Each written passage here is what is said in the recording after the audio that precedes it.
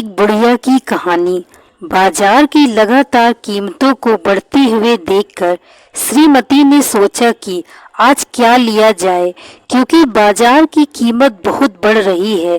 जब श्रीमती घर से निकली तो यह सोचकर निकली थी कि आज बहुत सारा सामान खरीद कर लाएंगे, लेकिन जैसे ही वह बाजार पहुंची तो कीमतें बहुत ज़्यादा दिख रही थी।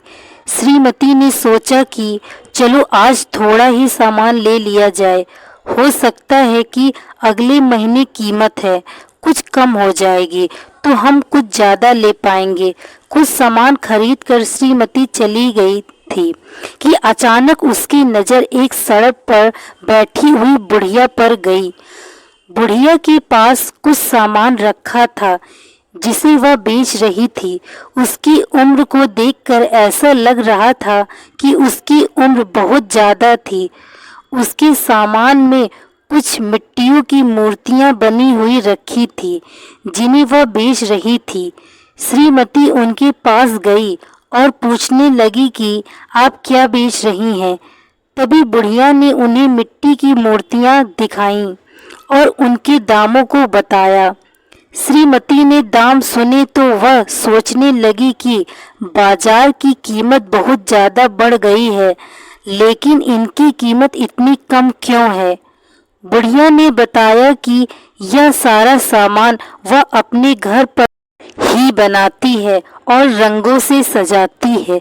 शायद श्रीमती का मन भा गया था उन मूर्तियों में, इसलिए उन्होंने एक दो मूर्तियां लेने की सोची। इससे एक तो बुढ़िया का थोड़ा फायदा हो जाएगा, बिकॉज वह बहुत ही मुसीबत में है, यहाँ पर काम कर रही है।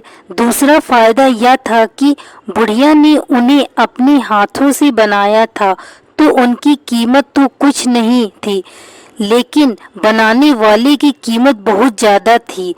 शुरुआत तो हुई थी सिर्फ एक मूर्ति लेने से, लेकिन फिर धीरे धीरे श्रीमती उस बुढ़िया की मदद करने लग गईं।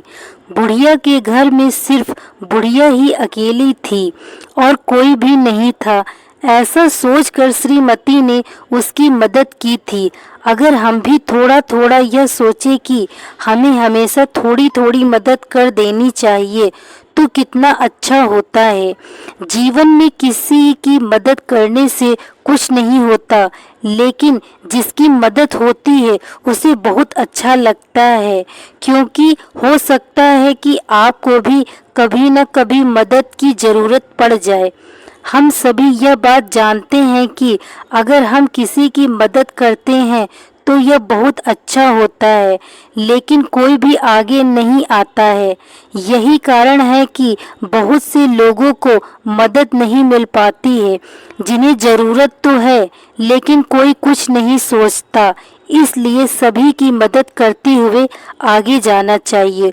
दोस्तों, मैं आशा करती हूँ आपको यह कहानी अच्छी लगी होगी। अच्छी लगी हो तो चैनल को सब्सक्राइब करें।